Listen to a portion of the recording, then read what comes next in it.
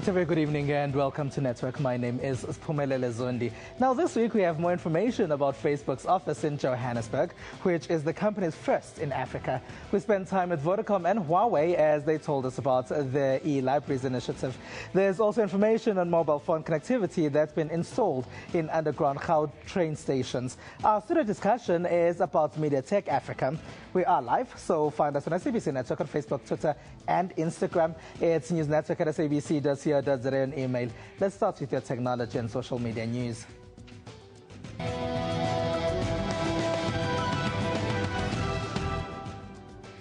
Cape Town is using ShotSpotter, a gun detection technology, to fight crime. This has resulted in a huge drop in the rate of crime in the city.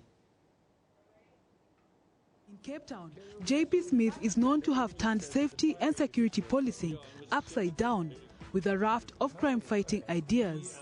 One of those ideas is the gunshot detection system.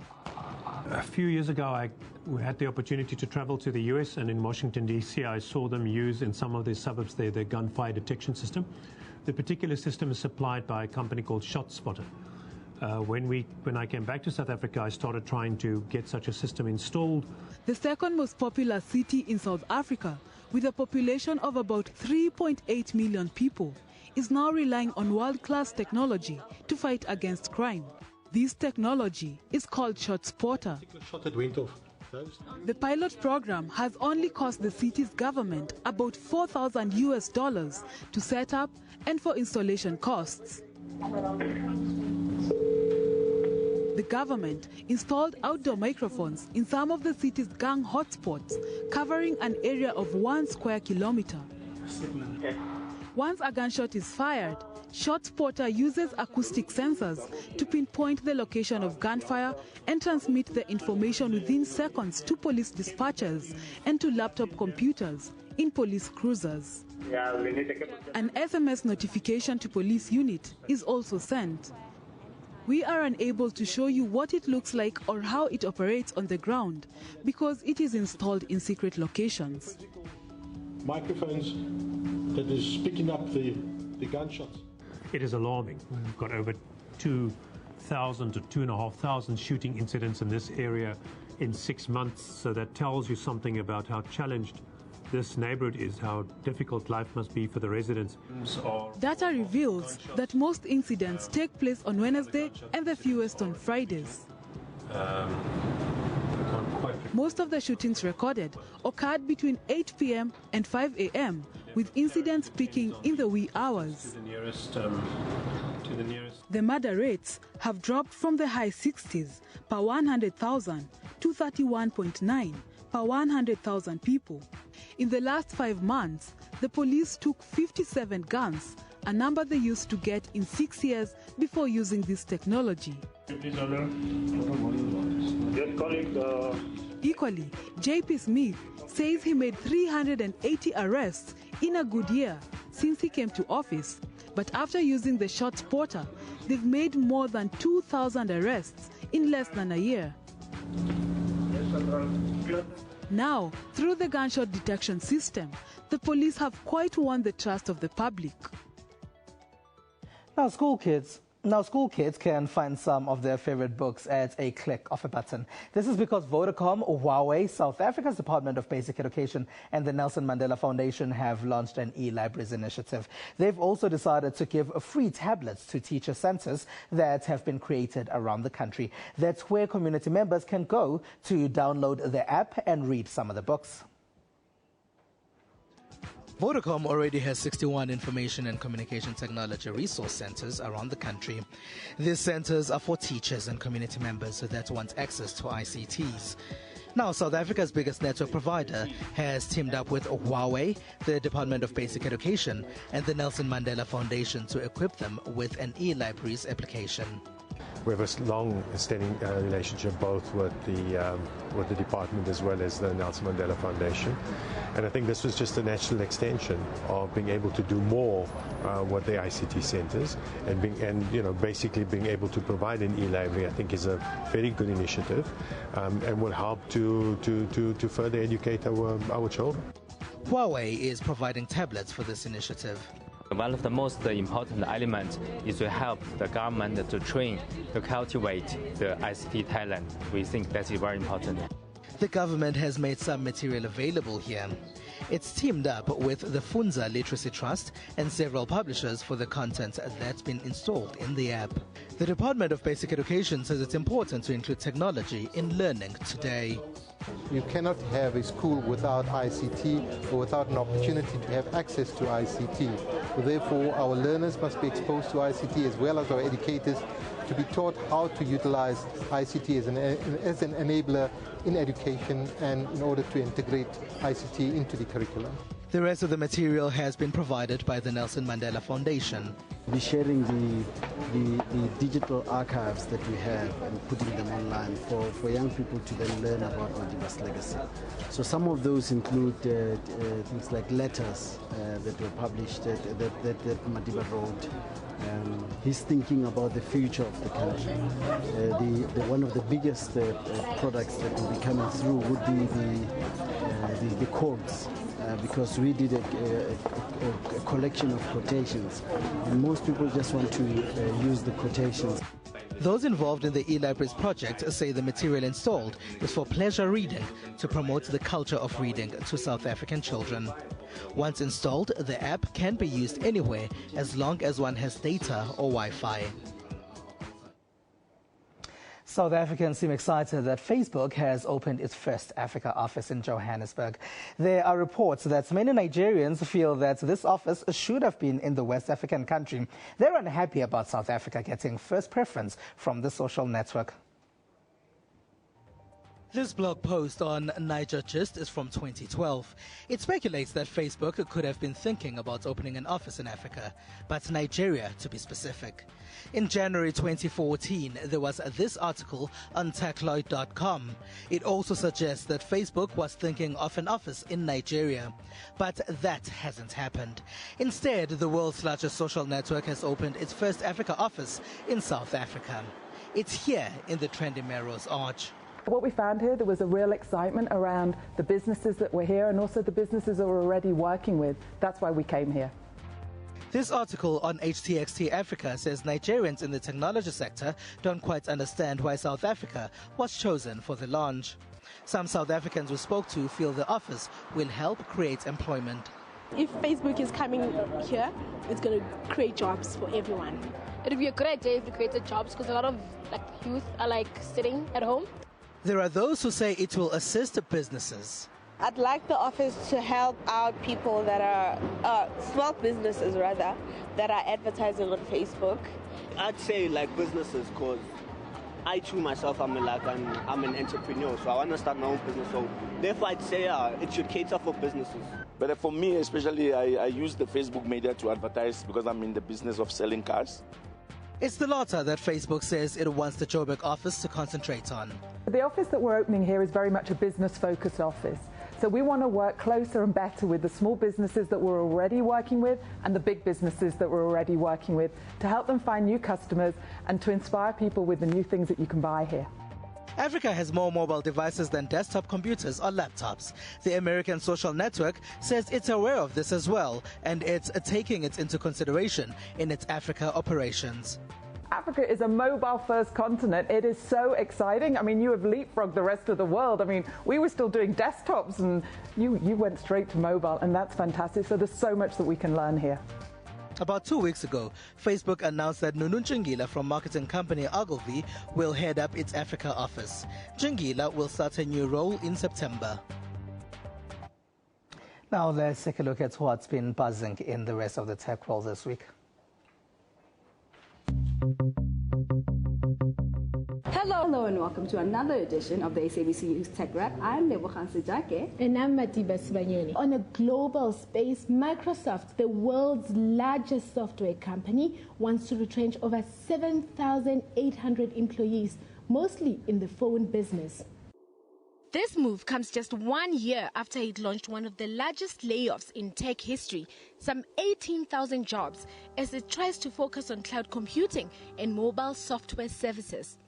Microsoft will write off $7.6 billion associated with Nokia's handsets unit it bought last year in 2014. In June, Microsoft announced that Stefan Illop, the former head of Nokia, who had joined the company, would be leaving.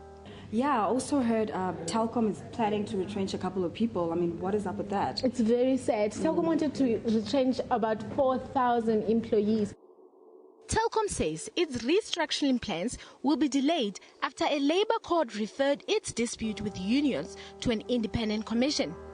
Judge David Gash ruled that Telkom should halt its plans to cut over 4,000 jobs until the company's negotiations with unions were concluded at the CCMA. Now, 2 teenagers from Nigeria have created a mobile web browsing application called the Crocodile Browser Lite. I had like a small phone at the time when we started learning how to code, and Google Chrome, that was like the main browser on the phone, and it wasn't really functional for me. So I decided to make something that can work for myself. The teenage brothers also say that the browser is created as a fast and easily accessible web browsing solution for those with lower-end phones in Africa and other developing countries. Swiss Post, a drone manufacturer, say they've started testing the use of drones to make deliveries. According to the manufacturer's website, the flying device is specifically designed for transporting small deliveries. Its extremely light structure allows it to carry loads of 1 kilogram over more than 10 kilometers on a single charge. More than 300 companies around the world showcased their products at China's International Robot Show held in Shanghai this week. What we are showcasing is a general trend of the robotic industry. Robots are being accepted into the home appliance sector. Exhibitions such as these prove that the future of artificial intelligence is already here. And maybe each household will be allocated a humanoid robot such as this one in the near future. Ethiopia has dropped charges against 5 bloggers who have been behind bars for over a year. The Zone 9 bloggers, as the group has been known, were accused of planning terrorist attacks and collaborating with the US-based opposition group Jinbot 7. 5 others are still in jail. The release happens just weeks before American President Barack Obama visits Ethiopia. Taxi-hailing service company Uber is still in the spotlight. Uber has received criticism worldwide for a range of issues in different countries across the world. South African meter taxi drivers in Cape Town and Joburg have also protested against Uber, saying Uber taxi operators have been driving without valid permits for metered taxis and are taking a big chunk of their customer base. Uber continues to claim that it is not a taxi service, but a technology-driven service for getting a taxi. Join us again next week for another wrap of the most interesting tech stories doing the rounds. I'm Matiba Smanyoni. And I'm Lebogang Sejake, signing out from the Josie Hub. Cheers. All right, thanks to Lebu and Matiba. It's SABC Network on Facebook, Twitter, and Instagram.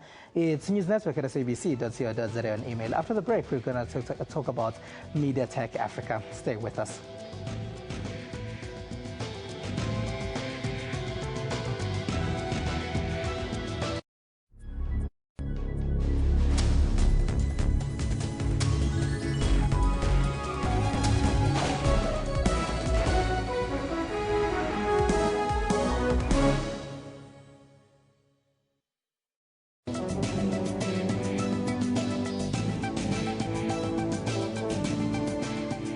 It is important for everyone to know food safety practices and make sure that their food is prepared safely from farm to the plate.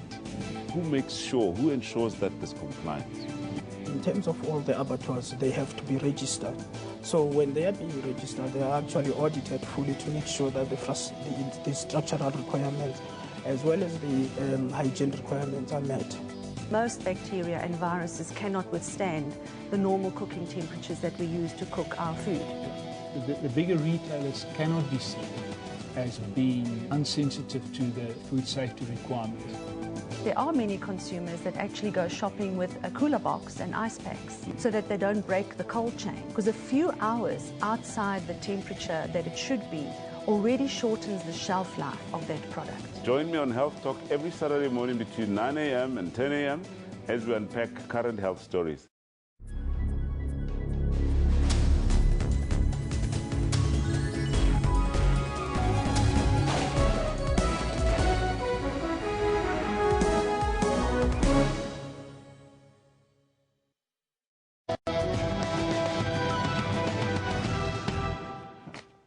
It's SABC Network on Facebook, Twitter, and Instagram. News Network at sabc.co.za on email. Now, from Wednesday to Friday, MediaTek Africa will be showcasing the latest TV and film technologies at the Dome in Northgate in Johannesburg. There will be over 140 exhibitors representing 680 brands. Now, joining us in studio to talk about MediaTek Africa is Simon Robinson, who is the co-owner of MediaTek Africa. Hello, and thank you for being a part of our network. Yeah, thank you very much. Now, who attends MediaTek Africa? It's a real variety of people. I mean, actually, a lot of the staff here at the studio actually will be attending it as well. But anybody who's got a real interest in technology, who's working in the media environment, and that goes right from broadcast and film through to the pro audio AV sector as well.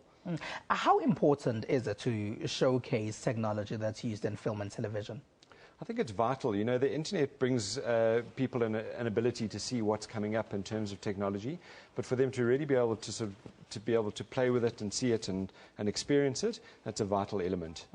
Let's talk about some of the previous exhibitions that you've had. How were they received by those in the industry? Incredibly well. We're actually quite fortunate that we actually sit on an international circuit of being able to get the technology here to South Africa. So every 2 years we actually get the equipment to come through. It's normally launched in either Europe or the United States. So yeah, it's been very, very well received. I think people are really finding that they don't have to travel to Europe now. A lot of the manufacturers are bringing their equipment down to South Africa, which has been fantastic for us. And tell us about some of the technologies that are there. It's a real variety. I mean, we've seen a huge growth over the last number of years within lighting. So we've seen the whole LED trend coming into play, and there's been huge advances within LED technology. You know, originally it was a problem to get the brightness out of it, and then to get the warmth of that lighting. But that's changed immensely over the last number of years. Over 140 exhibitors. Yeah, we've got a lot of exhibitors, a lot of internationals, more than we've ever had actually, of the international manufacturers representing themselves.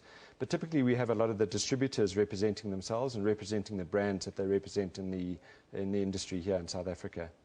And from your interactions with the people that have been there in the past, what are they saying about it?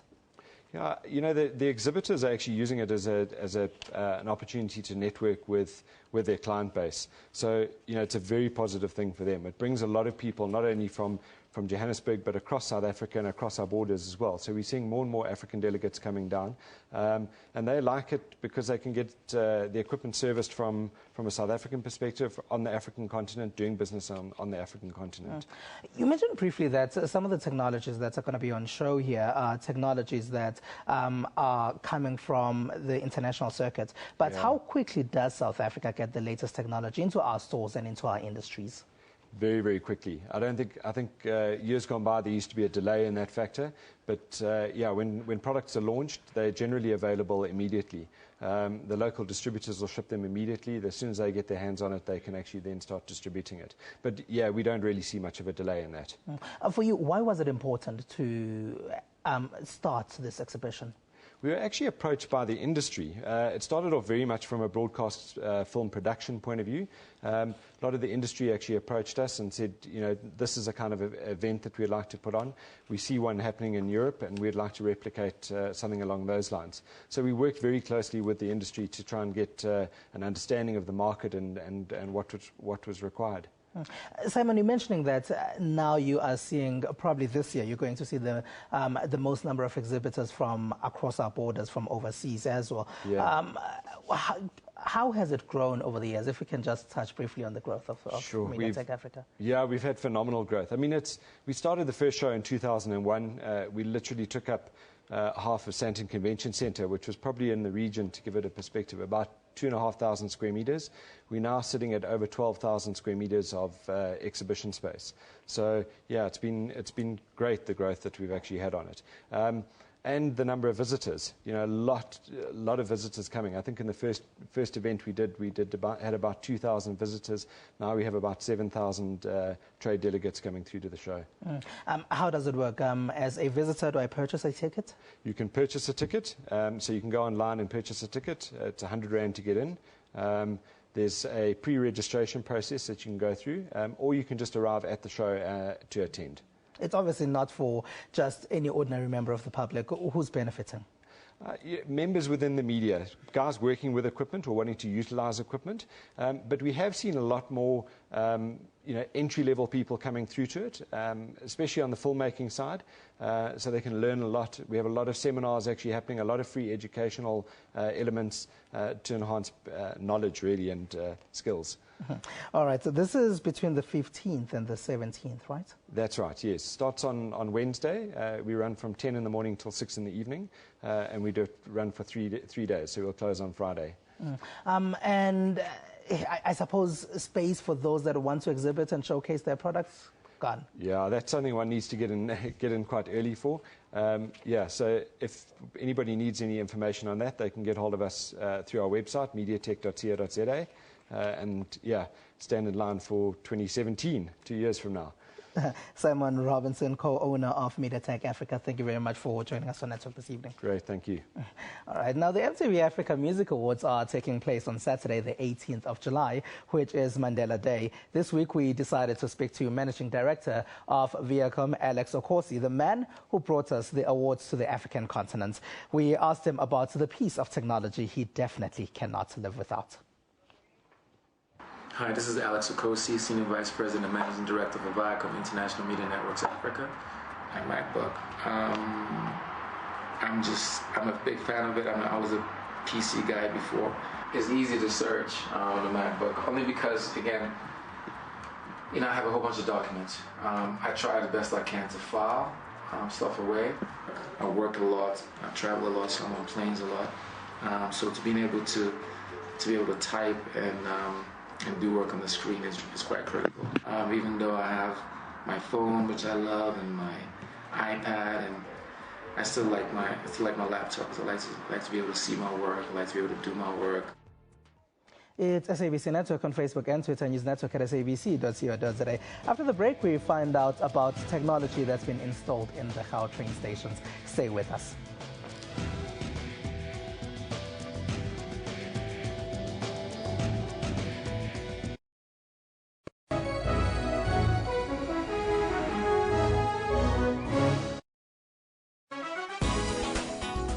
One of the things that I want people to do when they come to the exhibit is to see what an incredible work the Migration series is.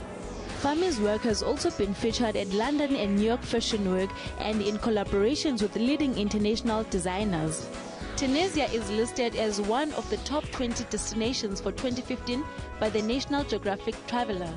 There are lots and lots of children who are going to be learning Xhosa as a second language, and Oxford University Press is about supporting language. Join Musam Khalifi on Afro Showbiz every Saturday at 19:30 CAT.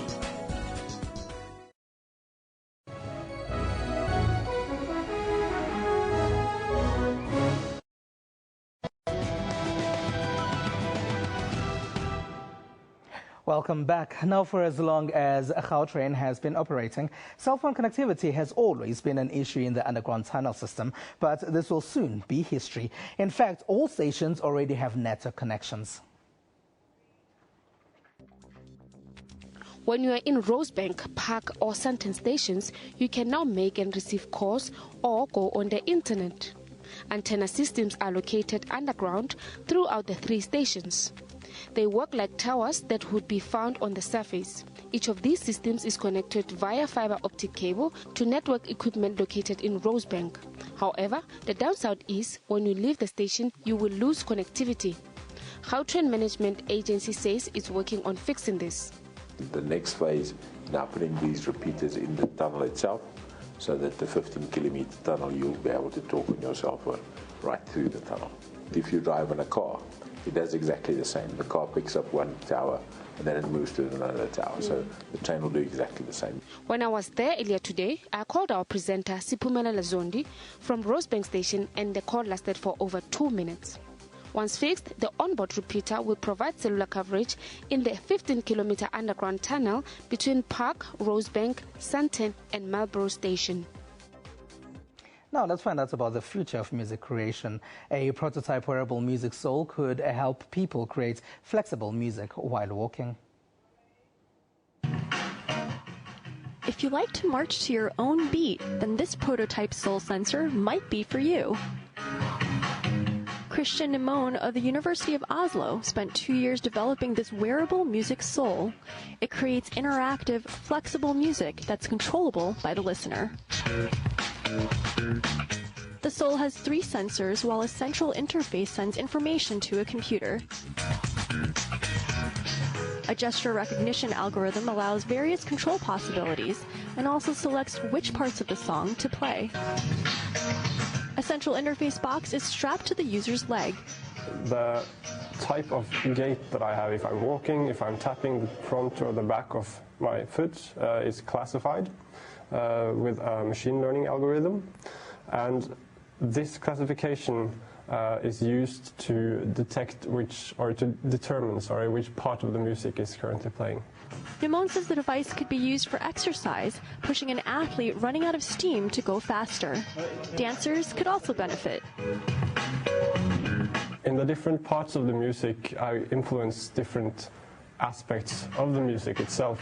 So if I'm walking, I can let the walking tempo detect the speed of the music. And if I'm tapping the front of my foot, it will change to another pattern, and the activity level of, say, one of the instruments is changing. And the different filters is influenced by in another pattern. Nimone and colleague Professor Jim Torreson believe their EU-funded work could create a market where audio producers make flexible music rather than pre-recorded songs. Although current technology would probably create a network lag, it could soon become possible for 2 users on the other side of the world to create interactive music together. Nimone says he hopes to start a craze for a whole new type of soul music. Our director in the studio is asking why she would need something like this. Well, let's see what some people have been sharing in social media. South Africans in social media have been impressed by Kagiso Rabada.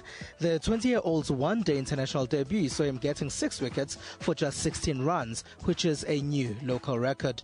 The South Africans are playing Bangladesh in Dhaka.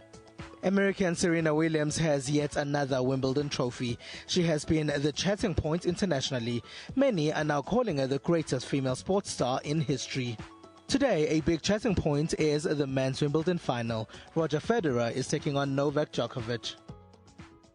And that's all we have for you. It's my father's birthday today, so happy birthday, Baba. Find us on SABC Network on Facebook, Twitter, and Instagram. We leave you with a video of what has been happening at Comic-Con. And Novak Djokovic has won that match. From me and the rest of the team, have a good one.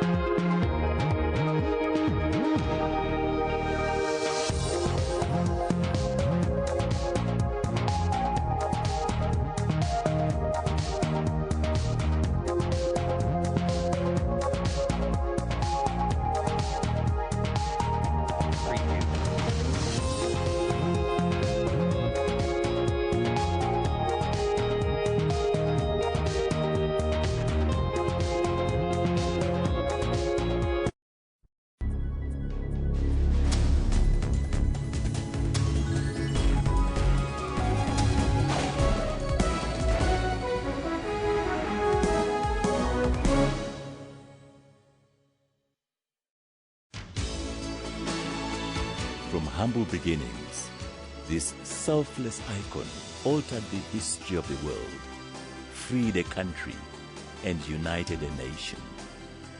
He taught us humility and forgiveness. To the world, he is Nelson Rolihlahla Mandela. But to us, he is simply Tata Madiba.